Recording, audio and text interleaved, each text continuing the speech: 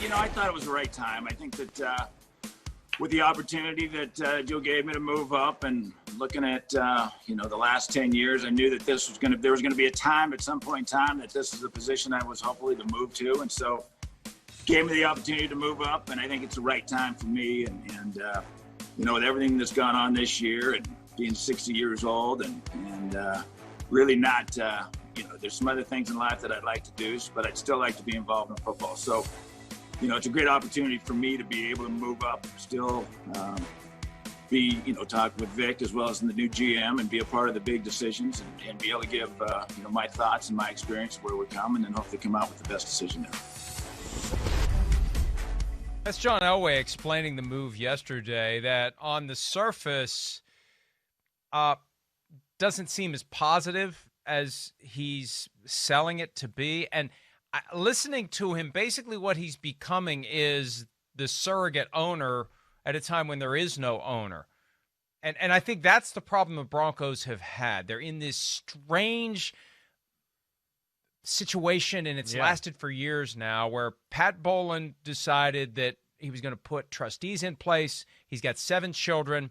The trustees have to decide which of the 7 children is suited and ready to take over ownership of the team. It's 5, 6, 7 years now with no true owner of the team.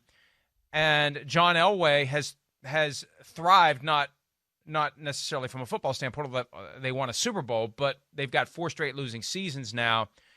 There isn't that same accountability. He's the GM equivalent of John Gruden in Las Vegas, where you're just not getting fired. And in this case, I think the critical eye would say he fell upward into this higher role.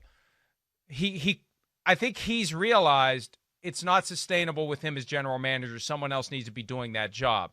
But he's still there, and he's still got final say, and he basically is operating like the owner would operate. And my guess is he'll keep that job until there is an owner, whether it's a member of the Bowlen family or, which I think is more likely right now, they sell the team. Well, yeah, I mean, listen, John Elway, again, it was a great start to his GM career. You're right. The last 4 years have not been good. There's no doubt about that. There's no denying it.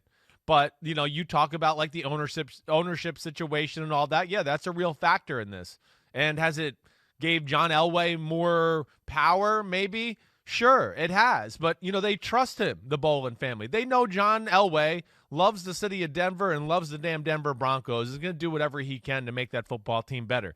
Yeah, they've fallen on tough times.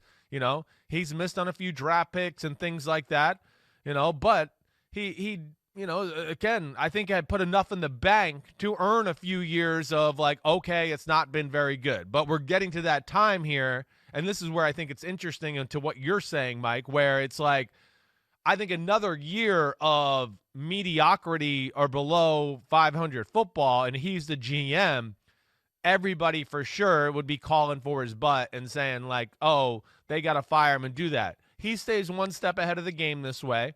Not having his butt be on the line necessarily, kind of more of an overseer in a managerial type position. He's 60 years old, like he said. He doesn't want to be in the grind of traveling around and looking at every player and evaluating them all the time. And it made sense, I think, from that standpoint. And, yeah, I think what we're both saying is maybe career self-preservation a little bit was involved in this decision too. I think it was involved in it more than we realized. Look, now there's somebody to fire. Once they hire a GM, they have somebody to fire if things aren't going well. When you are the GM, you are the guy who is most likely to be fired when things don't go well. In 4 straight losing seasons, most, if not all, other general managers aren't going to survive the dysfunction that we've seen with that football team, with the revolving door at the head coaching position, the revolving door at the quarterback position. We point out all the time that he can't really evaluate young quarterbacks. He also doesn't do a very good job of hiring coaches. It's been one after another, after another, after another. And he was ready to fire Vance Joseph after 1 year. Well, dude, you just hired him a year ago. Sure. How did you get that wrong if you're ready to fire him after 1 year? And he gave him a second year and then fired him. And there was a question about Vic Fangio. Well, they just hired him 2 years ago. What are they getting wrong here? So I think they need a different voice, a different mind. And the problem is, to get back to what we discussed last segment, because of Elway's presence, the job of GM becomes less attractive in Denver because now you've got to deal with Elway. The only difference is you don't have to deal with an owner. If you go into that job accepting that Elway is basically the owner of the team, that's how he's operating as a practical matter, then okay, maybe. But, the minute they sell that team, you're on the endangered species list if you take that GM job. Well, yeah, that's the danger of it. There's no doubt. But I also think within this, John Elway's he's not a jerk. He's realistic.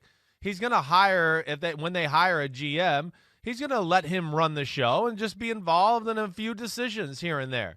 I don't think it's going to be about him being involved and nitpicking in every little thing in the world. I think that's part of the reason why he's stepping away. I think he's also telling us, basically that, yeah, he understands. I think he's kind of saying, we haven't done the greatest job in the front office. Maybe that's why he's moving out of there. And Matt Russell, who's been the guy that's been his right-hand man for all these years, he's getting out of there as well. They figured out, okay, yeah, but they had a great run. They went to 2 Super Bowls. AFC Championship game, playoffs, all that. But it's fallen on tough times, and he thinks this is the right decision for himself and probably for the Denver Broncos too. Here's the danger, okay? The moment you consciously take a step back from the grind, from the work, from the day in and day out, 16-hour-a-day existence, if not more, and then you're still involved. I still want to be involved, right? So I reserve the right to do a drive-by whenever I feel like it and tell the GM what he needs to do. But you're not in it every day to truly understand all of the issues and the nuances and the challenges.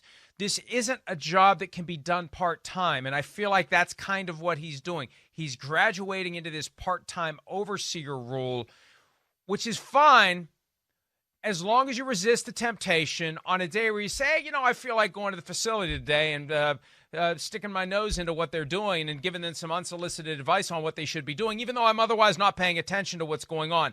That's the temptation. That's what he needs to not do. Sure. And we'll see whether or not he can resist the urge, because he still wants to be involved. He just doesn't want to grind. And I think when you get to the point in this life, in this job, in this industry, the way the NFL is, when you're at the point where you don't want to grind anymore, maybe you just need to unplug altogether. Well, I don't know necessarily about that. I don't. I think he's still going to grind. I don't know what else. I don't. Did you not listen to him? Well, he's done grinding. Okay, but that's he's a different level to a non-grinding job. That's a different level. Yeah, okay, because that's a different level of grinding. That's, living in a hotel, taking planes everywhere, looking at the size of this guy's calf muscles. Whoa, look at his butt, look at his shoulders. He's sick of that type of grind. 16 hours is nice, like you said. It's more like 18 to 20 in a lot of days. So he's the hell with that.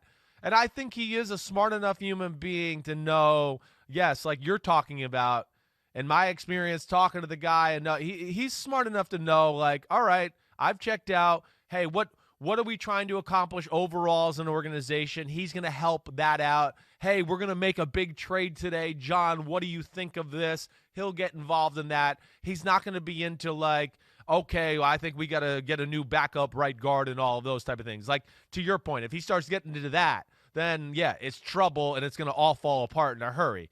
But I think he's smart enough, and it's just the time for Elway to move in a different position. So good for him. Yeah, again, now that the Titans ownership issue is resolved, which kind of quietly lingered for years, and it was a problem for the league, and the league never really pushed, and they got it taken care of. The Broncos ownership situation is the hot topic as it relates to that inside football. Where do we have concerns? They're very concerned about Denver, and I think Denver, as I said earlier, it's more likely that it gets sold than it gets worked out where one of the 7 Bolin children are chosen and the other 6 all sign off on it, which is part of what needs to happen. There's too much acrimony there for that to occur. I think that team's getting sold, and that's when John Elway's no longer with the Broncos, and that's when whoever takes this GM job has to update the resume and think about the next move. Hi, I'm Mike Tirico, and thanks for watching. Make sure to hit subscribe for the latest news and highlights from NBC Sports.